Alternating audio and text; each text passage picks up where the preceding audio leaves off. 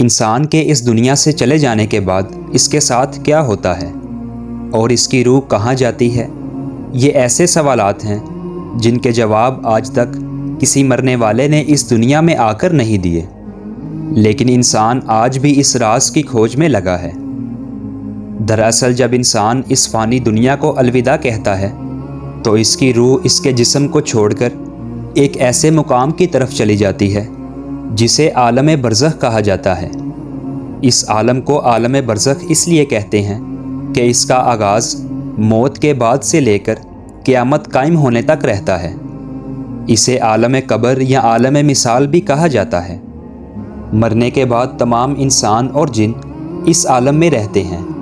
مومن کے لیے عالم برزخ جنت کی طرح ہوتا ہے، جبکہ کافر کے لیے جہنم کی مانند ہوتا ہے۔ روایت کے مطابق دنیا میں انسان کی روح قبض کرنے کے بعد قبر میں ایک بار پھر اس کے مادی جسم میں اس کی روح کو منتقل کیا جاتا ہے، جہاں فرشتے اس سے سوال اور جواب کرتے ہیں، اور اس کے بعد دو نورانی فرشتے اس شخص کے اعمال کے مطابق اس کی روح کو آسمان کی طرف لے جاتے ہیں۔ اگر روح نیک اور مومن ہوتی ہے تو اسے علین میں ڈال دیا جاتا ہے، اور اگر روح بری اور شرک و کفر کرنے والی ہوتی ہے تو اسے سجین میں ڈال دیا جاتا ہے۔ علین اور سجین عالم برزخ کے دو ٹھکانے ہیں جو کافر اور مومن کے لیے خاص ہیں۔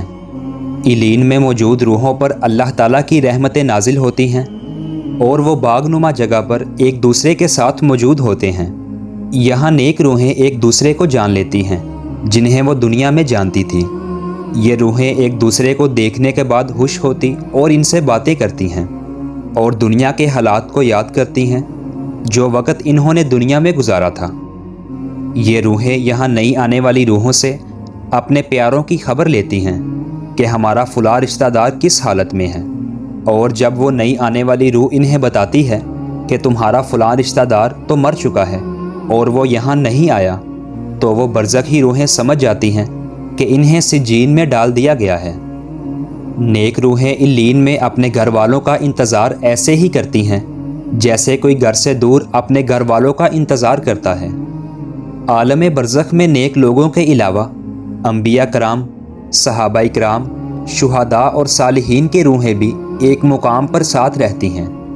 روایات میں آتا ہے کہ نیک روحیں اپنے قریبی رشتہ داروں سے ملاقات کریں گی، جیسا کہ نبی صلی اللہ علیہ وسلم نے حضرت فاطمہ سے فرمایا تھا کہ میرے وصال کے بعد سب سے پہلے تم ہی مجھ سے ملو گی، اور بالکل ایسا ہی ہوا کہ حضور صلی اللہ علیہ وسلم کے وصال کے تقریباً 6 ماہ بعد حضرت فاطمہ بھی اس دنیا کو چھوڑ کر حضور سے جا ملی۔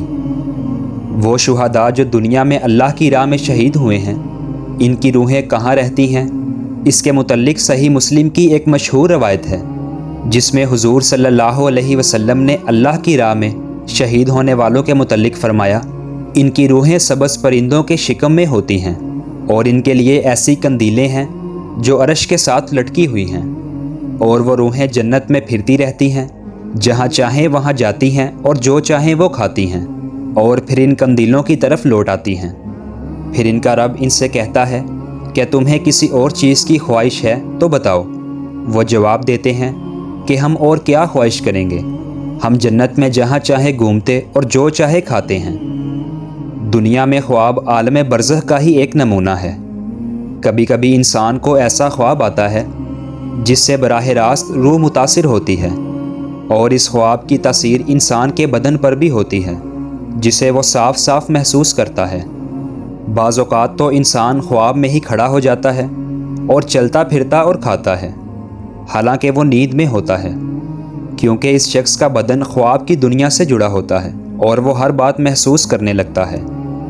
بالکل اسی طرح برزخ میں جب انسانی روح سزا یا جزا پاتی ہے تو اس کا اثر قبر میں موجود جسم پر بھی ہوتا ہے، جیسا کہ صحیح مسلم کی روایت ہے کہ زید بن ثابت فرماتے ہیں کہ نبی صلی اللہ علیہ وسلم بنو نجار کے باغ میں اپنے خچر پر سوار تھے اور ہم حضور کے ساتھ تھے کہ اچانک آپ کا خچر بدک گیا، قریب ہی تھا کہ وہ آپ کو گرا دیتا۔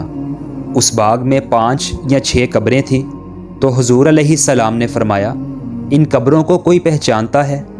ایک شخص نے کہا، میں جانتا ہوں۔ حضور نے فرمایا انہیں کب دفنایا گیا؟ اس نے بتایا کہ زمانہ شرک میں۔ تب حضور صلی اللہ علیہ وسلم نے فرمایا ان لوگوں کو قبر میں عذاب دیا جا رہا ہے، اگر یہ خطرہ نہ ہوتا کہ تم اپنے مردوں کو دفنانا چھوڑ دو گے تو میں اللہ سے درخواست کرتا کہ اس عذاب سے تمہیں بھی کچھ سنا دے جو میں سن رہا ہوں۔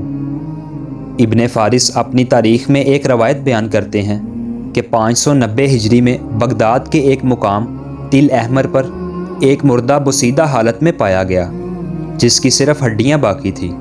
اس کی حالت یہ تھی کہ ایسا لگتا ہو کہ اس کے دونوں ہاتھوں پر لوہے کی بڑی کیلیں ٹھوکی گئی ہوں۔ ان کیلوں کے نشان اس کے پیٹ اور پیشانی پر بھی تھے اور وہ بڑی خوفناک حالت میں اپنی قبر میں پڑا ہوا تھا۔ پانی کے بہاؤ نے تل احمر کی زمین کو کھول دیا تھا اور مردہ باہر آ گیا تھا، جس سے سب لوگوں کو عبرت حاصل ہوئی۔ بعض گمراہ اقوام اور مذاہب کا یہ عقیدہ ہے کہ مرنے کے بعد انسانی روحیں اپنے اعمال کے مطابق جانور یا حیوانات کی شکل اختیار کر لیتی ہیں۔ یہ روحیں زمین پر ہی چکر لگاتی رہتی ہیں اور بعض دفعہ جسم میں واپس بھی آ جاتی ہیں۔ یہ وہی باطل عقیدہ ہے جسے ہندوستان میں ہندو مت کے لوگ مانتے ہیں۔ یہ ایک گمراہ کن اور باطل نظریہ ہے۔ انبیاء کرام علیہم السلام کی تعلیمات کے مطابق ہمیں یہ بات سیکھنے کو ملتی ہے کہ جب ایک دفعہ انسان کے جسم سے روح نکال لی جائے گی تو وہ دوبارہ اس کے جسم میں منتقل نہیں کی جائے گی، بلکہ ان پر عالم برزخ میں ثواب و عذاب ہوتا ہے جو جسم اور روح دونوں پر ہوتا ہے، خواہ وہ اکٹھے ہوں یا علیحدہ علیحدہ۔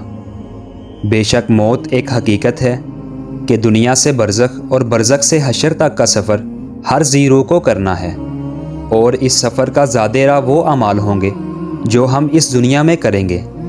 لہٰذا ابو ذر رضی اللہ تعالیٰ عنہ بیان کرتے ہیں کہ حضور صلی اللہ علیہ وسلم نے فرمایا قبروں کی زیارت کیا کرو تاکہ آخرت کی یاد آئے، مردہ کو نہلایا کرو کہ فانی جسم کو چھونا بھی بڑی نصیحت ہے، اور جنازہ کی نماز پڑھو تاکہ یہ تمہیں غمگین کر دے، کیونکہ غمگین اللہ کے سایہ میں ہوتا ہے اور نیکی کا کام کرتا ہے۔